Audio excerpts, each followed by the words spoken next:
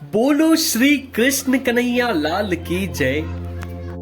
एक भक्त थे, उनका नाम था सदन। क्या नाम था? सदन कसाई। कसाई जुड़ा है मतलब। मित्रों, स्वागत है आपका हमारे चैनल राधे राधे में।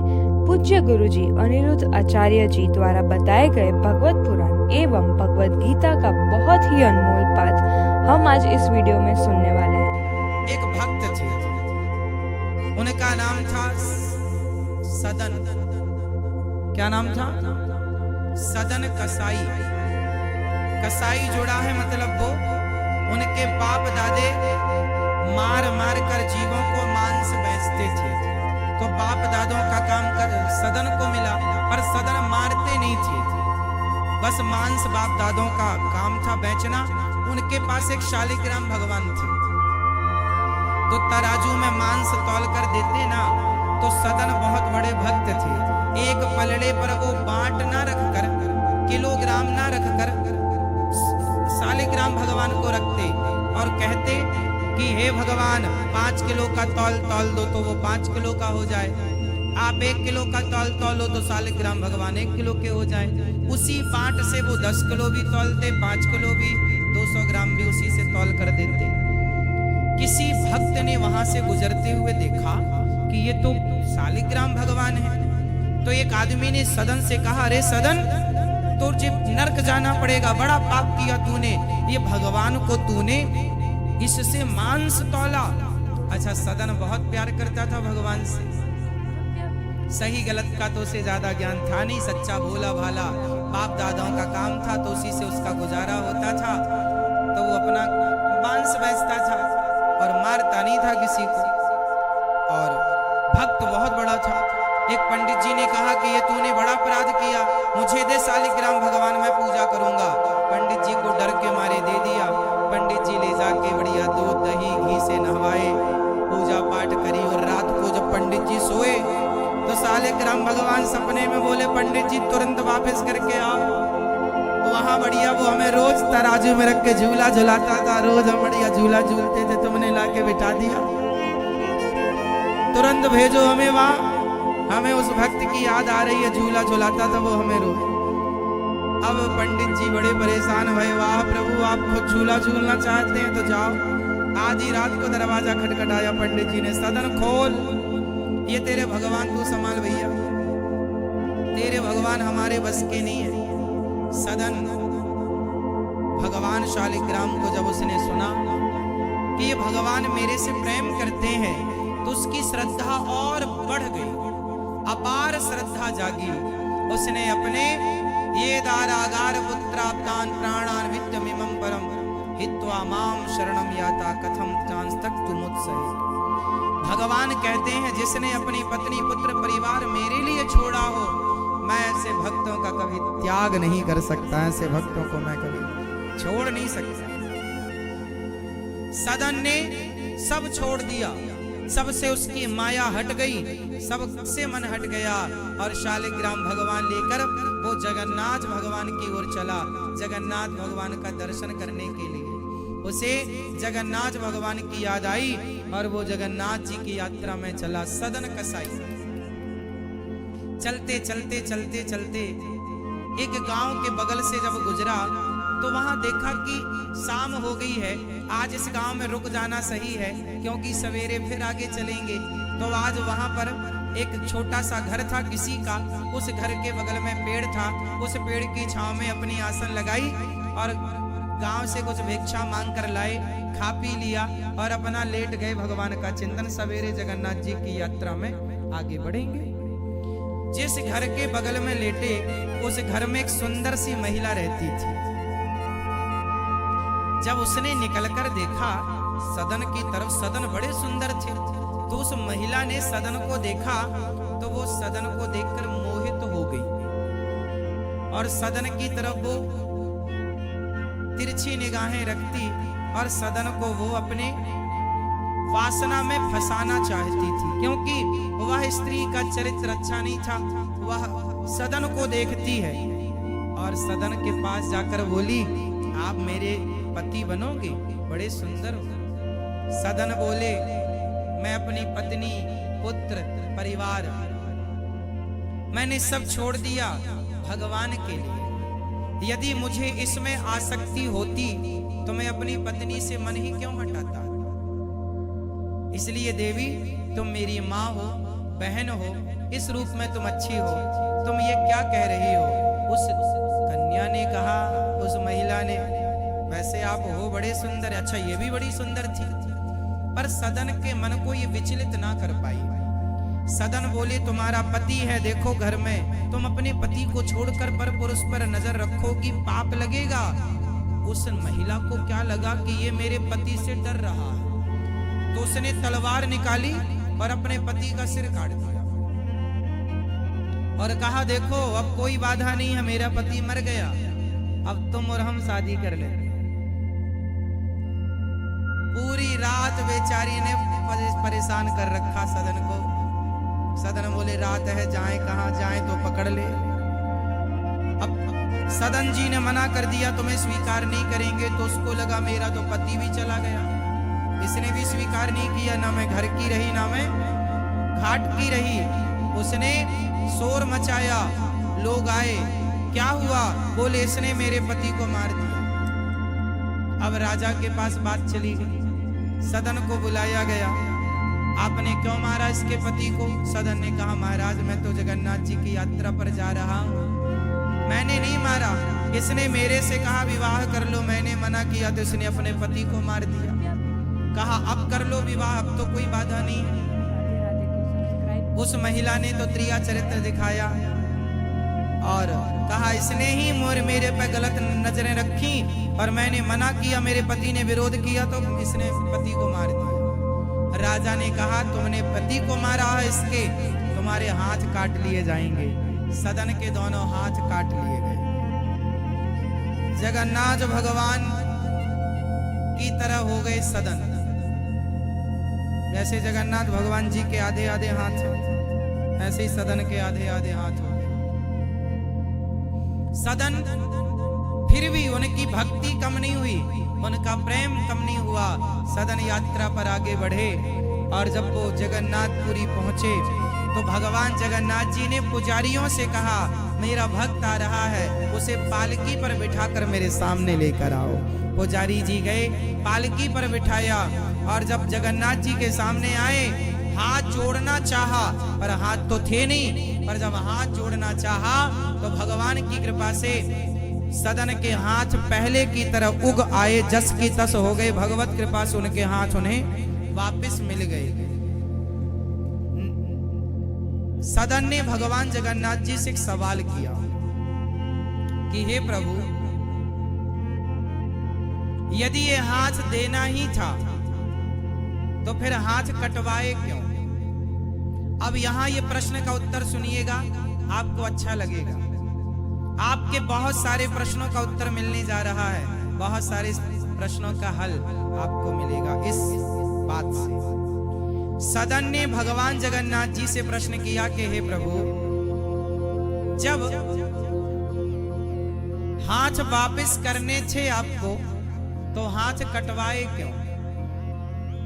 क्यों कटवाए हाथ? और बात सही भी है कि भगवान की मर्जी के बिना तो पत्ता नहीं हिलता। उस महिला ने जो उन पर आरोप लगाया वो तो गलत था, पर सदन को कष्ट तो हुआ भाई, किसी के हाथ कटेंगे तो कितना दर्द होगा। सदन ने कहा, प्रभु जब हाथ लौटाने थे तो कटवाए क्यों? तब जगन्नाथ जी ने कहा, बेटा सदन, ये जो तुम्हारा हाथ कटा, ये जो तुम्हें दंड मिला, ये तुम्हारे पिछले जन्म के पाप से मिला। पाप से? तो क्या मैंने आपकी इतनी भक्ति की, तो क्या आपकी इतनी भक्ति के कारण मेरे पाप कटे नहीं? भगवान ने कहा, बेटा कुछ पाप तो कट जाते पर कुछ पाप नहीं कटते। तुमने कुछ ऐसे पाप किए थे जो कट नहीं सकते थे, भोगना पड़ा, पर तुम्हें भोगना तो लंबा था, पर तुम्हारी भक्ति के कारण वो लंबी यात्रा जरा से दिनों में पूरी हो गई। ये कृपा ईश्वर की है। तो महाराज मैंने कौन सा पाप किया था ये भी बता दो। अब जगन्नाथ भगवान ने क्या बात बताई जरा सुनिएगा, और ये सवाल आपके जीवन में सारे प्रश्नों का उत्तर देगा। जो आपके जीवन में भी उलझन होती है कि हमने तो पाप किया ही नहीं, पुण्य ही पुण्य किए, फिर भी हमारे जीवन में ये संकट क्यों? आप भी ये सवाल करते हैं, बहुत सारी उलझनें होती हैं। अब ध्यान से सुनो, भगवान जगन्नाथ जी ने कहा, सदन आप पिछले जन्म में एक संत थे, जंगल में बैठे आप समाधि लगाए, तभी जंगल में एक कसाई एक गाय को पकड़कर ले जा रहा था, तो गाय उस कसाई के हाथ से छूट गई और तुम्हारे सामने से गुजरी। तो कसाई ने तुमसे पूछ लिया कि क्या तुमने गाय को यहां से गुजरते हुए देखा है? तो तुमने कह दिया था अपने हाथों को उठाकर, हाँ हाँ गाय इस तरफ गई है। और वो कसाई ने तलवार ले रखी थी, तुम्हें पता था कि ये कसाई है, तुमने गाय का सही पता बता दिया। कसाई ने जाकर गाय को पकड़ लिया और गाय की गर्दन काट दी। तुम्हारे कारण एक गाय की हत्या हुई, तो तुम्हारे जीवन में वो हत्या लग गई।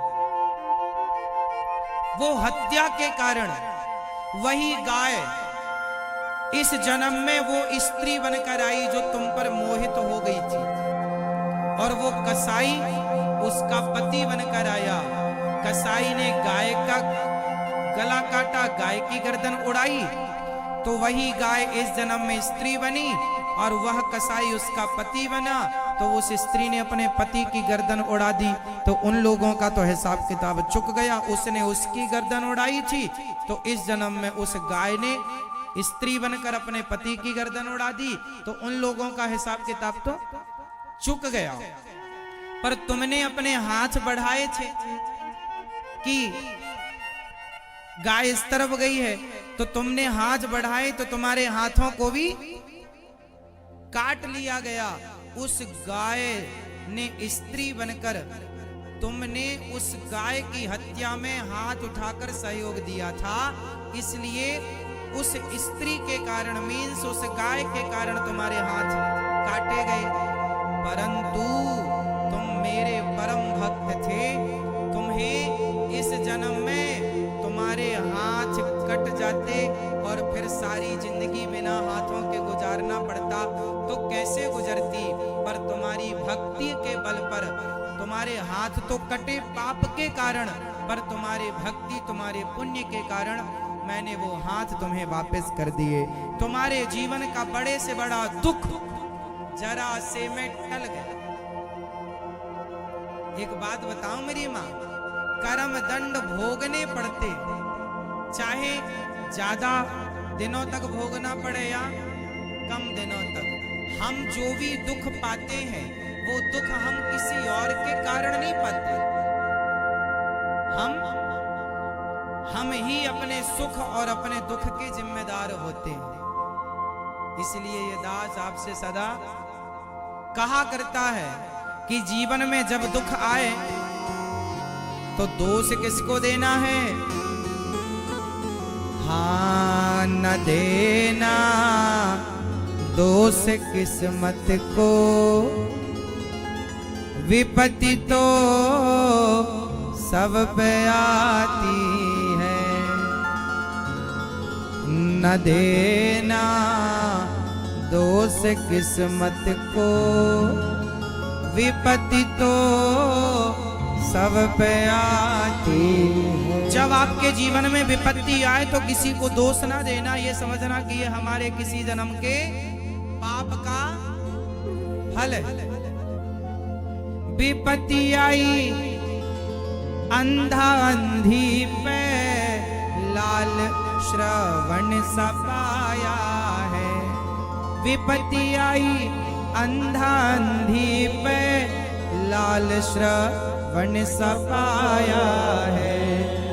न देना दोष दशरथ को, विपत्ति तो सब पे आती है। लोग कहते हैं श्रवण के माता पिता को दशरथ जी ने मारा। जो विपत्ति आनी है वो किसी भी बहाने से आकर रहेगी। विपत्ति आई राजा दशरथ पे, राम जब जा रहे थे वन को। विपत्ति आई राजा दशरथ पे, एक राम के पिता मतलब भगवान के पिता पर भी विपत्ति आ गई। जरा देख लो तो आप पर और हम पर आएगी कि नहीं। विपत्ति आई राजा दशरथ पे, राम जब जा रहे थे वन को। न देना दोष कैकेयी को, विपत्ति तो सब पे आती है। न देना दोष कैकेयी को, विपत्ति तो सब पे आती है। विपत्ति आई, विपत्ति आई माता द्रौपदी पर, सभा में चीर हरण करते। न देना दोष कौरवों को, विपत्ति तो सब पे आती है। बताओ विपत्ति क्यों आती है? ये हमारे कर्मों के दंड। सदन कसाई के हाथ कट गए, बाद में लौटाया। भगवान ने सदन को अपने हृदय से लगाकर सदन पर कृपा के करके सदन को कृतार्थ कर दिया। ये बात सच्ची है कि हमें पापों का फल भोगना पड़ेगा। पितामह भीष्म को बाणों की सैया पर लेटकर अपने कर्म दंड भोगने पड़े। ये सही है कि भीष्म पितामह को भी अपने कर्म दंड भोगने पड़े। पर एक बात समझ लो मेरी माँ, कि दोष किसी को देने से क्या लाभ है? कोई लाभ? इसलिए जो दुख आवे चुपचाप सह लो और उस दुख में भी प्रसन्न रहो, क्योंकि तुम्हारा कर्मदंड तुम्हें मिलेगा। पत्नी का कर्मदंड पत्नी को, पति का पति को, बेटे का बेटे को, कोई किसी का बांट नहीं सकता कि तुम्हारा दर्द हम बांट लें। कांटा तुम्हें लगेगा तो दर्द तुम्हारे पांव में होगा, हमें नहीं होगा। हर व्यक्ति अपना अपना भोगता है। इसलिए कहता हूं गलत ना किया करो, आज नहीं कल उसका परिणाम जब मिलेगा बड़ा दुखद होगा, भोगना पड़ेगा। कोई ना बचा तो तुम पितामह भीष्म ना बच पाए कर्म दंड से, दशरथ जी ना बच पाए। दशरथ जी तो राम के पिता भगवान के पिता हैं, क्या दशरथ जी बच पाए? उन्हें भी तड़प तड़प के मरना पड़ा। श्रवण के बाण लगा, उनके माँ बाप ने श्राप दिया, इन्हें भी मरना पड़ा। तो बचा कौन? कोई नहीं बचा, तो हम और तुम कैसे बचेंगे? इसलिए गलत काम से बचो और अपने आप को सही काम में खपा के लगा रखो, सही काम में लगाओ। बुरे विचार आए ही ना मन में, अपने आप को अच्छे विचारों के साथ इतना अटैच कर दो, इतना जोड़ दो, अपने आप को अच्छे कामों में लगा दो।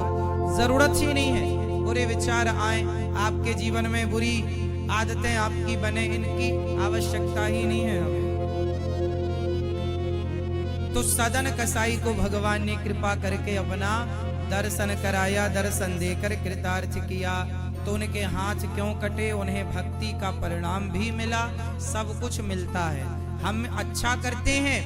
आप ये बताओ, आप दिल्ली में रहते हैं, आप बड़े बड़े महलों में रहते हैं, आपके पास गाड़ी है, बंगला है, रहने का खूब, आपको पास खाने के लिए काजू बादाम पिस्ता छुआरा मुनक्का है।